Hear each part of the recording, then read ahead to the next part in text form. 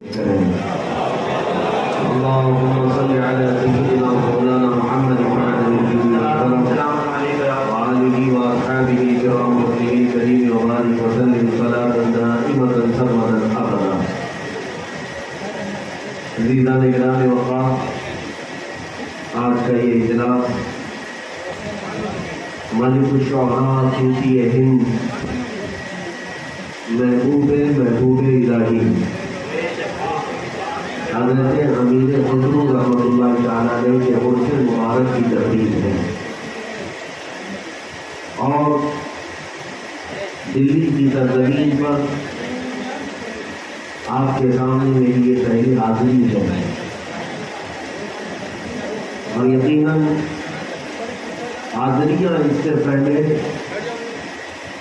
زیارت کے اور تبرکات حاصل کرنے کے لیے کئی مرتبہ ہوتی ہے،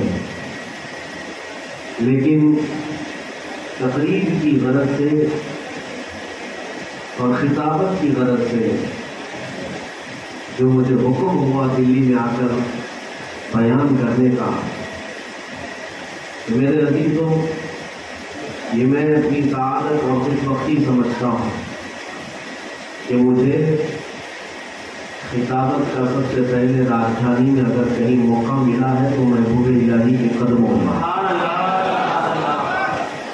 اس لیے کہ انہی کے قدموں سے تخت بھی بدلے جاتے ہیں، یہی سے انشاءاللہ انقلاب کے راستے بھی کھلتے ہیں۔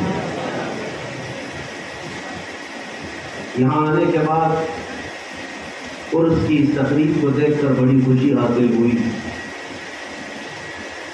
علم دوست حضرات نے خصوصیت کے ساتھ حضرت قبلہ سید فرید نظامی صاحب اور والد بزرگوار حضرت سید احمد نظامی صاحب، ان کے رفقا محبوب الہی کے آل و اولاد سید حبیب نظامی صاحب، ان حضرات کو دیکھ کر پھر دل میں یہ الگ سی تمنا جاگ جاتی ہے کہ یہی وہ خانقاہیں ہیں جہاں سے عشق رسول بانٹا جاتا تھا۔ آج انہوں نے دوبارہ اس بیڑے کو اٹھایا ہے کہ عرس جو ہے وہ صرف چادر گاجر اور صندل کے لیے ہی نہیں ہوتا، اور نہ ہی صرف لنگر کے لیے ہوتا ہے۔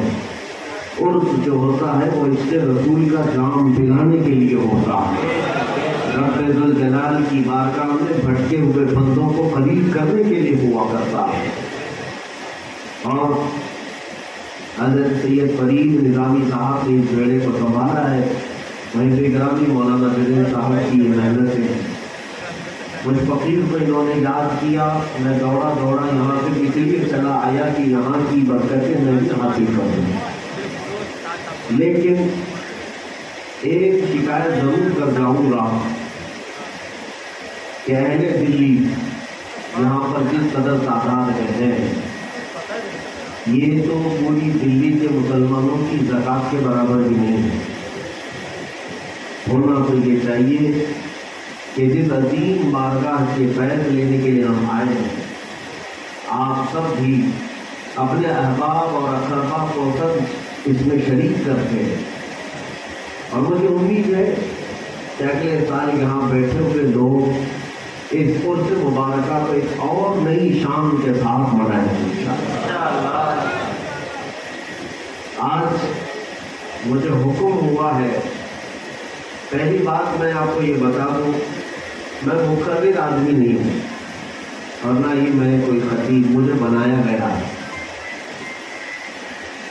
لوگوں نے اور یہ علماء نے اعلانات کر کے مجھے مقرر بنایا، یا جلسوں میں بلا کر کے مجھے مقرر شو کیا ہے۔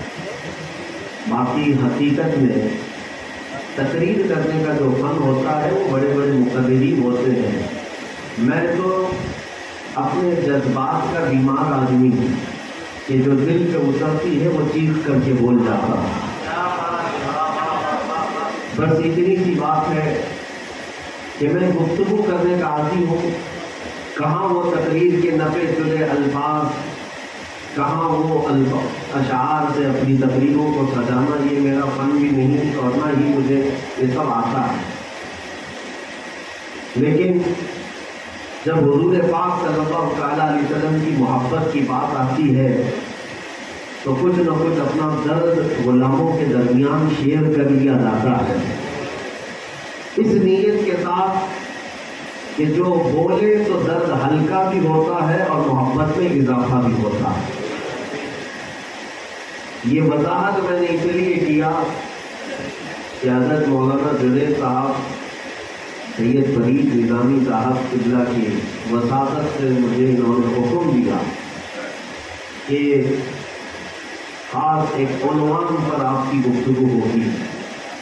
ویسے تو جلسے یوں ہی ہو جاتے ہیں، کسی کو عنوان دیا بھی نہیں جاتا آج کل، تقریریں یوں ہی ہو جاتی ہیں، لیکن یہاں آنے کے بعد مجھے پتہ چلا کہ نہیں، باضابطہ عنوان پہ بولنا ہے، باؤنڈری کھینچی گئی ہے، سرحد لگائی گئی ہے،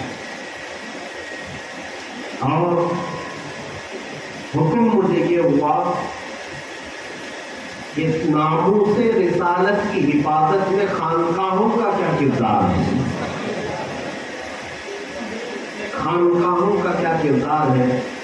میرے عزیزوں، یہ دونوں چیزیں میرے جذبے سے تعلق رکھنے والی ہیں، ناموس رسالت کی بات اور خانقاہوں کی بات۔ ہم دونوں کی غلامی میں اپنی زندگی وقت کیے ہوئے ہیں، اس لیے میں نے حامی بھر لی کہ جو میرے ذہن میں باتیں آئیں گی میں آپ کے سامنے عرض کیے دیتا ہوں۔ اللہ تعالیٰ مجھے حق بولنے اور حق سننے کی توفیق عطا فرمائے۔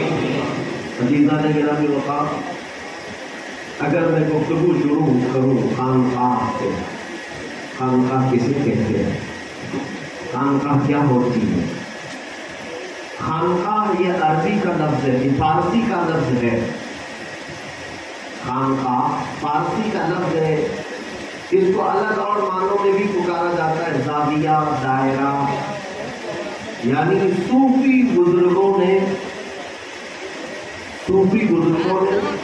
اخلاق اور تربیت سکھانے کے لیے جو جگہ خاص کی تھی اس کو خانقاہ کیا کہا جاتا، اور خانقاہ کے بہت سارے اصول ہوا کرتے ہیں، بہت سارے اصول ہیں خانقاہ میں آنے والے کے لیے اور خانقاہ میں بیٹھنے والے کے لیے، سب کے لیے اصول ہوا کرتے ہیں، اور اسی کے لیے بزرگان دین نے بڑے بڑے اشعار بھی لکھے ہیں۔ جو مائع کا ذکر آتا ہے، شراب کا ذکر اشعار میں، وہ یہ اسپرٹ اور دھند والی شراب نہیں ہے، بلکہ خانقاہ میں شراب پلائی جاتی تھی۔ اب حیرت ہوگی کہ اگر خانقاہ شراب پلاتی تھی تو پھر تو یہ تو شریعت سے ہٹی ہوئی جگہ ہے۔ نہیں میرے عزیزوں، شراب کا جو ذکر کیا گیا ہے وہ کیوں؟ شراب پینے کے بعد آدمی مدہوش ہو جاتا ہے، ادھر ادھر کی نہیں سوچتا، وہ اپنی لگن میں مست ہو جاتا ہے۔ اسی طرح خانقاہ میں یہ اسپرٹ والی نشے والی شراب نہیں، اللہ اور اس کے رسول کی محبت کی شراب ایسی پلائی جاتی کہ اس مائع کو پینے کے بعد آنے والا جو سالک ہوتا یا مرید ہوتا، پھر اب وہ نہ اس دروازے کو دیکھتا نہ اس دروازے کو دیکھتا۔ خانقاہوں کا جو اصل مذہب تھا وہ یہ تھا۔ اب تو ڈھونڈنے میں بھی مل نہیں پاتی خانقاہیں ہیں کہاں۔ میرے عزیزوں، خانقاہوں کا کردار کیا ہے یہ میں بعد میں آپ کو پھر تفصیل سے بتاتا ہوں۔ اس سے پہلے خانقاہ کا جو سب سے مین پلر ہوتا ہے، مین پلر وہ کون ہوتا ہے؟ وہ مرشد ہوتا ہے۔ جو وقت کا شیخ ہو، پیر ہو، وہ خانقاہ کا مین پلر ہے۔ اگر وہ ستون مضبوط ہے تو پوری خانقاہ مضبوط ہے۔ اور اس مرشد اور شیخ یا پیر آپ اس کو کہہ دیں، خانقاہ میں بیٹھنے والا، اس کے لیے جو آداب لکھے گئے ہیں، پوری کتابیں لکھی گئی ہیں، پوری کتاب۔ اس خانقاہ میں بیٹھنے والا جو مرشد ہوا کرتا تھا وہ دنیا سے بیزار رہے، مال و دولت کی ہوس میں نہ رہے، اس کی نگاہیں آنے والوں کی جیب پر نہ رہے. جو مرشد بیٹھا کرتا ہے حتیٰ کہ وہ اپنے کھانے پینے کی طرف بھی توجہ نہ رکھے. اس کے لیے جو اصول ہوا کرتے تھے خانقاہ میں بیٹھنے والے کے لیے کہ وہ عشق رسول کا ایسا مجسمہ بنے کہ جو بھی اس خانقاہ میں آئے اسے اپنے حبیب پاک کے قدموں تک پہنچائے, حضور پاک کے قدموں تک پہنچائے. یہ خانقاہ کا اصول ہوتا. ایک بات میں آپ کو بتا دوں, ہم بھی بیعت کرتے ہیں, ان حضرات کی بھی بیعت اور ارادت ہوتی سلسلہ ہے, مضبوط ہے, لیکن میں آپ کو بتاؤں پیر یہ نہیں کہ تمہیں اپنا مرید بنا کر کے اپنی غلامی میں زندگی بھر گزارنے کی تلقین کرتا ہے. پیر وہ ہے جو ہاتھ دے کر کے حضور پاک تک پہنچائے. یہ اور بات ہے کہ مرید اپنے پیر سے محبت ضرور کرے گا, لیکن پیر یہ کہے گا نہیں کہ تم میرے علاوہ کسی کو نہیں لے جائے. پیر یہ نہیں کہتا, پیر یہ کہتا ہے کہ ہم تو وہ عکس ہیں. مولانا جلال الدین رومی رحمۃ اللہ علیہ نے پیر کی تشریح میں کیا فرمایا, فرماتے ہیں, اس کو میں مثال دیتا ہوں. یہ گھڑی ہے, شیشہ لگا ہوا ہے گھڑی. سورج کی روشنی جب گھڑی پر پڑتی ہے دن میں, اب آپ گھڑی کو اس طرف کریں وہاں اجالا جاتا ہے, اس طرف کریں ادھر اجالا جاتا ہے. بچپن میں ہم شیشہ لے کر کھیلتے تھے. شیشے پر جب سورج کی روشنی پڑتی ہے تو ہم دوسروں کو چمکاتے رہتے ہیں ادھر سے ادھر, ہوتا ہے. مولانا جلال الدین رومی فرماتے ہیں یہ شیشے پر جو اجالا پڑتا ہے اور تم دوسروں کو چمکاتے ہو, ادھر ادھر روشنی گرتی ہے, تو سامنے والا یہ نہ سمجھے کہ یہ شیشے کی یا اس گھڑی کی روشنی ہے, اس کی اپنی اصلی روشنی نہیں, بلکہ یہ تو صاف تھا جو سورج کی روشنی کو قبول کیا اور اس کی روشنی کو دوسروں میں بانٹ رہا. وہی پیر ہوتا ہے کہ اس کا دل صاف ہوتا ہے, رسول پاک کے انوار اور اللہ رب العزت کی تجلیات اس کے سینے پر اترتی ہے, اور پھر وہ جس طرف بھی رخ کرتا ہے اس کا اجالا مریدین پر پڑتا ہے. اصل روشنی تو اس آفتاب رسالت کی ہے, اصل روشنی تو اس محتاب نبوت کی ہے. میرے عزیزو, خانقاہ کا اصول سب سے پہلا یہ ہے کہ تمہیں رسول کریم صلی اللہ تعالیٰ علیہ وسلم کے قدموں کے قریب کر دیا جائے, حضور تک پہنچا دیا جائے. یہ خانقاہ کا سب سے پہلا اصول ہے. اور دنیا بھر میں خانقاہیں بنی, اور میں کہتا ہوں حضور پاک کی ناموس کا, ان کی عزت کی حفاظت کا سب سے بڑا کردار خانقاہوں نے ادا کیا تھا.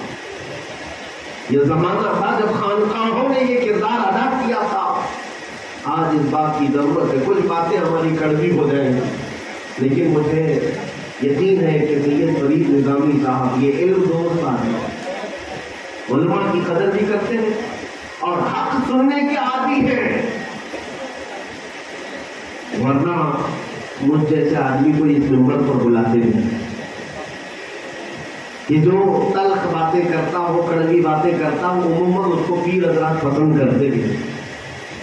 لیکن چند باتیں میں آپ کو بتا دوں جو خانقاہ کے پیر ہوا کرتے تھے.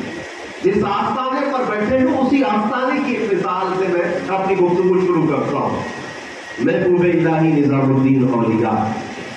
دنیا میں اولیاء میں دو محبوب ہوئے ہیں, ایک محبوب